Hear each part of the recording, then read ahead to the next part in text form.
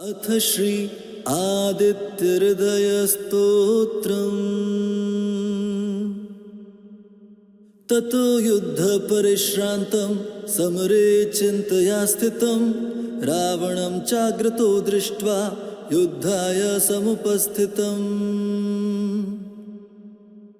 दैवतैश्च समागम्य द्रष्टुमभ्यागतो रणम् उपगम्याब्रवीद्रामम् अगस्त्यो भगवांस्तदा। राम राम महाबाहो शृणु गुह्यं सनातनं येन सर्वानरीन् वत्स समरे विजयिष्यसि। आदित्यहृदयं पुण्यं सर्वशत्रुविनाशनं जयावहं जपे नित्यम् अक्षयं परमं शिवम्। सर्वमङ्गलमाङ्गल्यं सर्वपापप्रणाशनं चिन्ताशोकप्रशमनम् आयुर्वर्धनमुत्तमम्। रश्मिमन्तं समुद्यन्तं देवासुरनमस्कृतं पूज्यस्व विवस्वन्तं भास्करं भुवनेश्वरम्। सर्वदेवात्मको ह्येष तेजस्वी रश्मिभावनः एष देवासुरगणान् लोकान् पाति गभस्तिभिः। एष ब्रह्मा च विष्णुश्च शिवस्कन्दः प्रजापतिः महेन्द्रो धनदः कालो यमः सोमो ह्यपाम्पतिः। पितरो वस्वः साध्या अश्विनौ मरुतो मनुः वायुर्वह्नि प्रजाप्राण ऋतुकर्ता प्रभाकरः। आदित्य सविता सूर्य खगः पूषा गभस्तिमान् सुवर्ण सदृशो भानुः विश्वरेता दिवाकरः।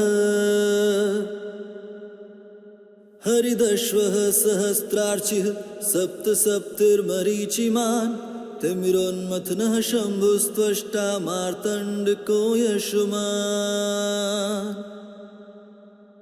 हिरण्यगर्भः शिशिरस्तपनो यःस्करो रविः अग्निगर्भोदिते पुत्रः शङ्खः शिशिरनाशनः। व्योमनाथस्तमो भेदी ऋग्यजुः सामपारगः घनवृष्टिरपां मित्रो विन्ध्यवीथि प्लवङ्गमः। आतपी मण्डली मृत्युः पिङ्गलः सर्वतापनः कविर्विश्वो महातेजा रक्तसर्वभवोद्भवः। नक्षत्रग्रहताराणामधिपो विश्वभावनः तेजसामपि तेजस्वी द्वादशात्मन्नमोऽस्तु ते। नमः पूर्वाय गिरये पश्चिमायाद्रये नमः ज्योतिर्गणानां पतये दिनाधिपतये नमः। जयाय जयभद्राय हर्यश्वाय नमो नमः। नमो नमः सहस्रांशो आदित्याय नमो नमः। नमः उग्राय वीराय सारंगाय नमो नमः। नमः पद्मप्रबोधाय प्रचण्डाय नमोऽस्तु ते। ब्रह्मेशानाच्युतेशाय सुरायादित्यवर्चसे भास्वते सर्वभक्षाय रौद्राय वपुषे नमः। तमोघ्नाय हिमघ्नाय शत्रुघ्नायामितात्मने कृतघ्नघ्नाय देवाय ज्योतिषां पतये नमः। तप्तचामीकराभाय हर्ये विश्वकर्मणे नमस्तमोऽभिनिघ्नाय रुचिये लोकसाक्षिणे।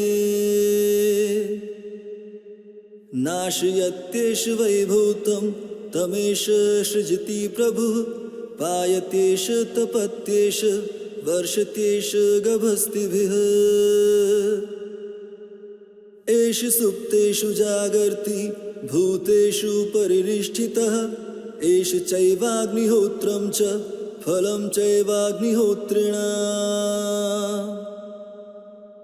देवाश्च क्रतवश्चैव क्रतूनां फलमेव च यानि कृत्यानि लोकेषु सर्वेषु परमं प्रभुः एनमापत्सु कृच्छ्रेषु कान्तारेषु भयेषु च कीर्तयन् पुरुषः कश्चिन्नावसीदति राघव